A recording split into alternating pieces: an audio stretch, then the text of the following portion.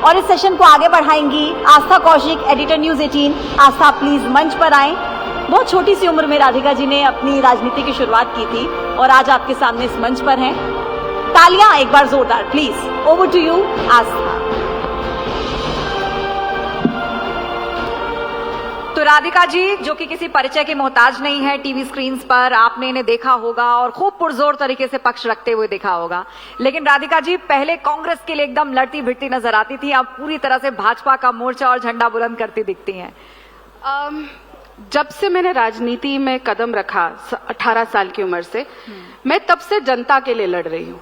हाँ, एक विचारधारा के साथ जुड़ी थी, एक विचारधारा के बारे में एक सोच रख के कि महिला एक राष्ट्रीय अध्यक्ष है, पहली महिला देश को प्रधानमंत्री उस विचारधारा ने दी, तो महिलाओं के लिए सम्मान के हिसाब से सबसे अच्छी पार्टी रहेगी।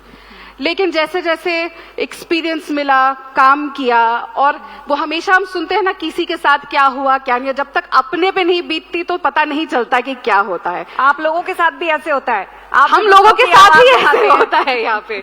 और मैं अकेली नहीं, बहुत लड़कियां आज राज्यसभा में सांसद हैं। प्रियंका चतुर्वेदी, सुष्मिता देव, छत्तीसगढ़ की एक लड़की थी, और एक वेल नोन अर्चना गौतम फिल्म स्टार हैं, अंकिता दत्ता है, असम की बहुत बड़ी युवा नेता है। बहुत लड़कियों के साथ ऐसा हुआ। मैंने बताया ना, जैसे कि एक विचारधारा के साथ हम जुड़ते हैं और सोचते हैं कि हमें आगे लेकर जाएंगे, लेकिन जैसे जैसे उस विचारधारा की असलियत सामने आती है तब पता चलता है और बहुत चीजें सामने। आपने एनएसयूआई से शुरुआत की थी अपनी राजनीति की? ब्लॉक जनरल सेक्रेटरी से, क्योंकि मैंने डूसो को काफी करीब से कवर किया है, तो वहाँ एबीवीपी और एनएसयूआई कैसे एक दूसरे से, मतलब मैंने ये भी देखा है कि बहुत सारे युवा नेता आगे चल के बहुत अच्छा कर रहे हैं और बहुत ऊंचाई तक पहुंचे। लेकिन आपने जिस मोड़ पर या मौके पर कांग्रेस का साथ छोड़ा, मतलब वो ऐसा था कि एक पौधे को सींच करके जब बड़ा करते हैं, कोई बड़ा पेड़ अपनी छांव में उसे सींच के बड़ा करता है, और जब उसके फल देने का या फलने का समय आता है तो अचानक भूमि बदल गई। इसके पीछे क्या सोच थी आपकी? मतलब ऐसा क्या था जो आपको लग रहा था वहां रह के संभव नहीं हो पा रहा है? देखिए, जब हम राजनीति में आते हैं, कोई भी हो, तो अगर हम अपने साथ होते हुए अन्याय के खिलाफ आवाज नहीं उठा सकते तो मैं किसी और महिला की आवाज नहीं बन सकती। अगर मेरे साथ ऐसी घटना घटती है, जैसे मैंने बताया, जो किसी भी महिला के साथ नहीं घटनी चाहिए, और जब ऐसी घटना घटती है और आप ही का परिवार और ऐसी जगह जो हमारा मंदिर होता है, किसी भी कार्यकर्ता के लिए उसका कार्यालय मंदिर से कम नहीं होता, जैसे आपका ऑफिस आपके लिए मंदिर जैसा होगा, और हम अपने आप को सबसे सुरक्षित वहां महसूस करते हैं अपने परिवार वालों के बीच में। लेकिन वहीं पे जब आपके साथ ऐसी घटना घटती है और आपके परिवार के मुखिया चुप रह जाते हैं, साथ नहीं देते, लड़की हूं लड़ सकती हूं का नारा होता है, लेकिन जब खुद के घर की बेटी की बात आती है तो चुप्पी साध लेते हैं। तो अगर मैं अपने न्याय के लिए कुछ नहीं कर पा रही थी वहां बैठ के, तो और किसी बेटी के लिए क्या लड़ाई लड़ती। लेकिन राधिका जी, आप पॉलिटिक्स में हैं, आपको कई तरह के यहाँ आरोपों का भी सामना करना पड़ेगा। लोग कह रहे हैं कि भाई अब लग रहा है कांग्रेस में लोगों को भविष्य नहीं दिख रहा है। अच्छा हुआ आपने ये जवाब दिया।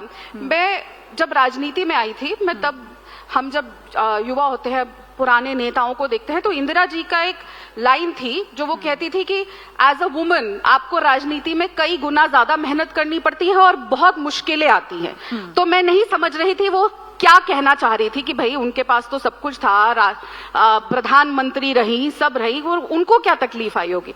तो जब मैंने इसी पार्टी में रह के देखा, मैंने इस्तीफा दिया, मेरे को कमरे में बंद किया गया, सब जानते हैं, मेरा रोता हुआ वीडियो भी वायरल हुआ, वो भी देखिए, खुद के पार्टी के लोगों ने चुपचाप वीडियो बना लिया, पता ही नहीं चला मुझे एक वीडियो बना।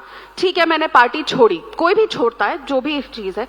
लेकिन उसके बाद जिस तरीके के आरोप लगे, जिसमें मेरी माँ को, मेरे भाई को, पूरे परिवार को घसीटा गया, जिनका कुछ लेना देना ही नहीं था, और लगातार सिर्फ इसीलिए क्योंकि मैं सच से डट के खड़ी रही, लड़ाई लड़ रही थी बिना डरे। अब लड़की हूं लड़ सकती हूं का नारा देते हैं और लड़की लड़ रही है, तो उसे फलीभूत कर दिया। लड़की लड़ रही है और लड़ते वक्त इतने आरोप लगे, मुझे तोड़ने की कोशिश करी। और आज भी आप कभी मेरा ट्विटर या सोशल मीडिया खोलेंगी, इतनी अभद्र चीजें लिखी होती है। और ये बात मैं कहना चाहूंगी, मैंने 22 साल भाजपा के खिलाफ बहुत आलोचना करी, प्रधानमंत्री जी की मुझे लगता है सबसे ज्यादा कांग्रेस में मैं ही आलोचना करती थी, जिस तरीके से मैं बोलती थी, सबके बारे में बोलते थे। लेकिन कभी भी कांग्रेस में होते हुए मेरे को कभी भी किसी ने अभद्र टिप्पणी भाजपा से नहीं करी थी।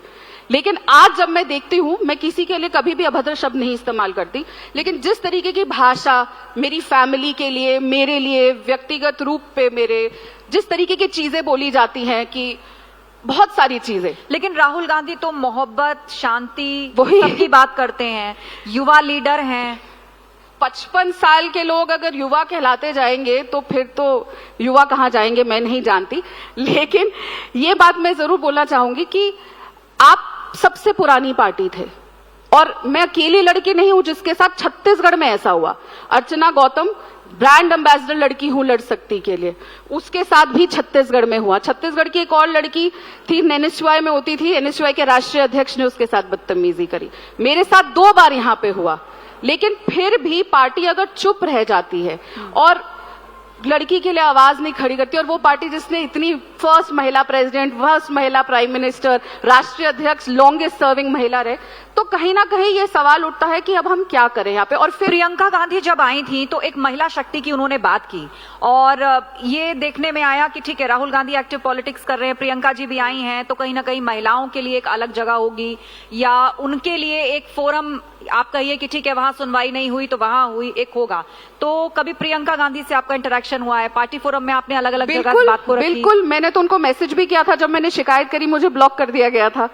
तो वहां पे महिलाओं के साथ क्या होता है, राष्ट्रीय अध्यक्ष महिला कांग्रेस की, सोशल मीडिया अध्यक्ष कांग्रेस पार्टी की, दोनों महिलाएं हैं, उन लोगों ने तो पहले ही मुझे ब्लॉक कर दिया और रोज जिनसे बात होती थी। तो ये है महिला सम्मान। और मैं जैसे बोल रही हूँ अकेली नहीं है, जैसे ही कांग्रेस में मुझे याद है जब मैं कांग्रेस में थी तो एक और लड़की थी, सोशल मीडिया में काम करती थी, उसने भी शिकायत लगाई थी कि उसके साथ बदतमीजी हुई। सारी कार्यालय में होती है और हर बार जब भी लड़की ने आवाज उठाई है उसके चरित्र हनन होता है, उसके परिवार तक बात जाती है। आपकी लड़ाई हमसे है ना, राजनीति में हम है, मेरी माँ से, मेरे भाई से या किसी और से तो लड़ाई है नहीं।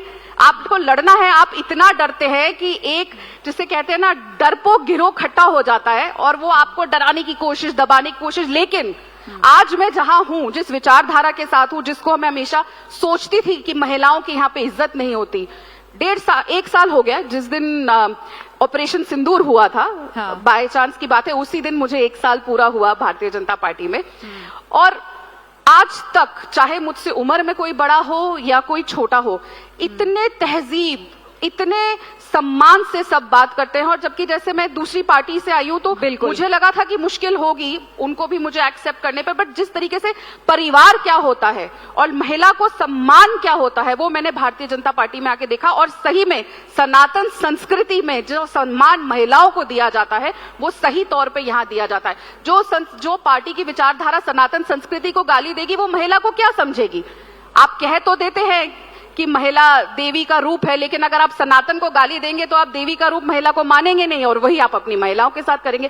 2 महिलाएं सुरक्षित हैं कांग्रेस की विचारधारा में, एक सोनिया गांधी जी और एक प्रियंका वाड्रा जी, और अब उनकी बेटी, वरना कोई और को महिला नहीं माना जाता। और कोई भी, मैं बहुत जिम्मेदारी से आज आपके प्लेटफॉर्म में बोल रही हूँ, जितनी भी महिलाएं हैं कोई भी सुरक्षित नहीं है और कहीं ना कहीं उन्होंने कोई ना कोई शोषण वहां पे फेस किया है। एक आखिरी सवाल राधिका जी, कि राहुल गांधी संविधान बचाने निकले हैं और 99 सीट भी उन्होंने ली, 99 सीट भी उन्होंने ली, इसी मुद्दे पर ली। संविधान बचाने की बात वो करते हैं जिनकी दादी ने संविधान की धज्जियां उठाई। पिताजी, परनाना जी और जितने भी गांधी परिवार के प्रधानमंत्री रहे हैं सब ने संविधान में संशोधन किए। और राहुल गांधी जो संविधान की कॉपी हाथ में लेकर चलते हैं, शायद पता नहीं कौन से चैनल के एक जर्नलिस्ट ने ही वो जब संविधान की कॉपी उठाई तो देखा वो अंदर से खाली थी। जो हाथ में खाली कॉपी लेकर घूमते हैं और बोलते हैं संविधान खतरे में है, वो देश की जनता ने देखा। इसलिए उसके बाद लगातार जितने विधानसभा चुनाव हुए उसमें उनको हार मिली। ठीक है राधिका जी, बहुत बहुत धन्यवाद, आप इस मंच पर आए और जितनी मुखरता से आप बोलती हैं, अब लोगों को आपसे उम्मीद है कि आप महिलाओं की आवाज वहां भी उठाएंगी। बहुत धन्यवाद, जोरदार तालियों के साथ बहुत धन्यवाद राधिका जी।